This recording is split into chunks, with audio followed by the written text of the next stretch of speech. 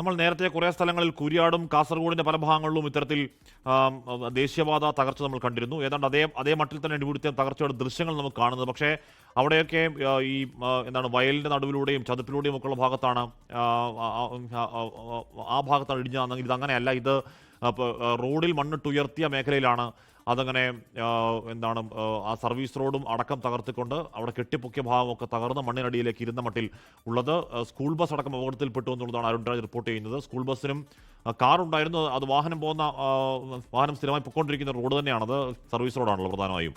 അപ്പോൾ റോഡ് തകരുമ്പോഴേക്കും ആ ബസ്സൊക്കെ ആ സൈഡിലേക്ക് വണ്ടി നിർത്തിയിട്ടത് കാരണം വലിയ ദുരന്തം ഒഴിവായി എന്ന് വേണം മനസ്സിലാക്കാൻ.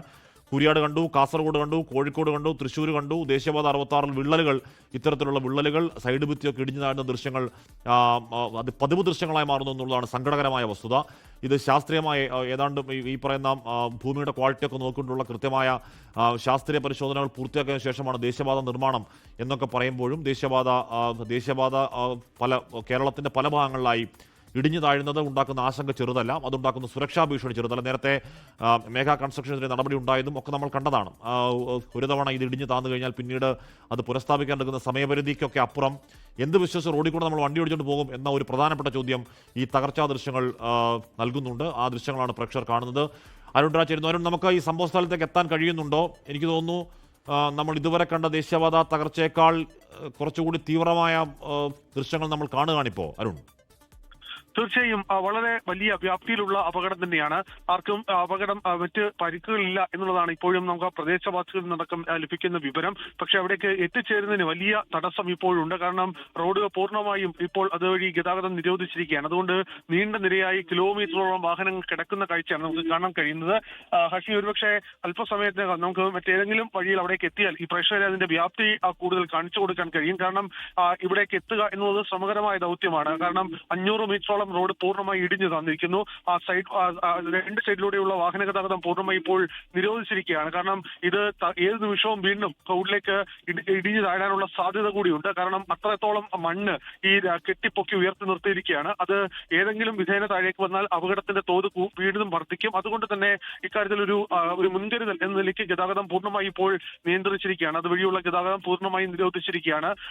ഇപ്പോൾ നാട്ടുകാരും അതുപോലെ തന്നെ അവിടെ ഉണ്ടായിരുന്ന ഈ ജനപ്രതിനിധികളും അടക്കമുള്ളവരാണ് അവിടുത്തെ രക്ഷാപ്രവർത്തനവും അതുപോലെ തന്നെ ഇതുമായി ബന്ധപ്പെട്ട നമ്മൾ ഇപ്പോൾ വന്ന ഒരു ദൃശ്യങ്ങൾ കണ്ടത് ആ സ്കൂൾ ബസ്സിൽ നിന്നും കുഞ്ഞുങ്ങളുടെ ബാഗ് ഒക്കെ എടുത്തുകൊണ്ട് പുറത്തോട്ട് പോകുന്ന നാട്ടുകാരെയാണെന്ന് തോന്നുന്നു. അപ്പോൾ എനിക്കൊന്ന് കുട്ടികളെയൊക്കെ പെട്ടെന്ന് തന്നെ ഒഴിപ്പിച്ചെന്ന് തോന്നുന്നു അല്ലേ അരുൺ?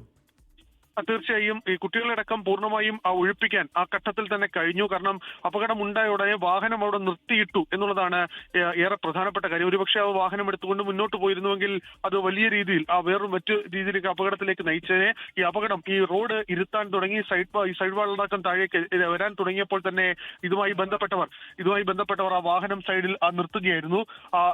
നിർത്തിയതിന് പിന്നാലെയാണ് ഈ നാട്ടുകാരുടെ നേതൃത്വത്തിൽ രക്ഷാപ്രവർത്തനം നടത്തിയത്. ഈ കാറിനുള്ളിൽ ഉണ്ടായിരുന്നവരെയും അതുപോലെ തന്നെ സ്കൂൾ ബസ്സിനുള്ളിൽ ഉണ്ടായിരുന്നവരെയും പൂർണ്ണമായി അവിടെ നിന്ന് മാറ്റാൻ ഇപ്പോൾ കഴിഞ്ഞിട്ടുണ്ട് എന്നുള്ളതാണ്. എന്നാലും അല്പസമയത്തിനകം തന്നെ അവിടേക്ക് പോലീസിനും കൂടി എത്തിച്ചേർന്ന് കഴിയുമ്പോൾ സ്വാഭാവികമായും ഇനി ഇതിൽ എന്താണ് മറ്റ് ഗതാഗത മാർഗം എന്നുള്ള കാര്യം കൂടി പരിശോധിക്കും. അതുപോലെ തന്നെ ഇതിൽ ഏറ്റവും ശ്രമകരമായ ദൗത്യം അവിടെ നിന്ന് ഈ കിലോമീറ്ററോളം കിടക്കുന്ന വാഹനങ്ങൾ മറ്റേത് വഴി തിരിച്ചുവിടും എന്നുള്ള ചോദ്യമാണ്.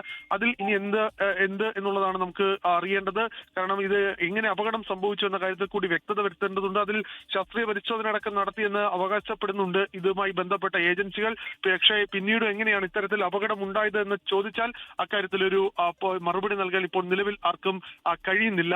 വലിയ അപകടം അത് ഒരുപക്ഷെ അത് ആർക്കും മറ്റു പരിക്കുകളില്ലെങ്കിൽ പോലും വലിയ ദുരന്തമായി മാറിയേക്കാവുന്ന സംഭവമാണ് നടന്നിരിക്കുന്നത്. അത്ര ആഴത്തിൽ അത്രത്തോളം ദൂരത്തിൽ ഈ മണ്ണിടിഞ്ഞ് താഴേക്ക് വീഴുന്ന കാഴ്ച, ആ മണ്ണ് സൈഡ് വാളടക്കം പൂർണ്ണമായും തകരുന്ന കാഴ്ചയാണ് കൊട്ടിയം മൈലക്കാട് നമുക്ക് കാണാൻ കഴിയുന്നത്. എന്തായാലും ഇതുമായി ബന്ധപ്പെട്ട അന്വേഷണം സ്വാഭാവികമായും നടത്തേണ്ടതുണ്ട്. കാരണം ഇതേ രീതിയിൽ വലിയ രീതിയിൽ മണ്ണുകൾ ഉയർത്തിക്കെട്ടിപ്പൊക്കിയ ഭാഗമാണ് ഇനി തുടർന്ന് അങ്ങോട്ടുമുള്ളത്, ആ കൊട്ടിയത്തേക്കുമുള്ളത്, അതുപോലെ തന്നെ തിരിച്ച് ചാത്തന്നൂരിലേക്കുമുള്ളത്. അതുകൊണ്ട് വലിയ ആശങ്ക നാട്ടുകാരെ സംബന്ധിച്ച് അവിടെയുണ്ട്. ലോകത്തെവിടെയായാലും ഏത് സമയത്തും 24 വാർത്തകളും ഓഗ്മെന്റഡ് റിയാലിറ്റി പാക്കേജുകളും എക്സ്പ്ലെയിനറുകളും വിശദമായി കാണാൻ ഞങ്ങളുടെ യൂട്യൂബ് ചാനൽ നിങ്ങൾക്ക് സബ്സ്ക്രൈബ് ചെയ്യാം.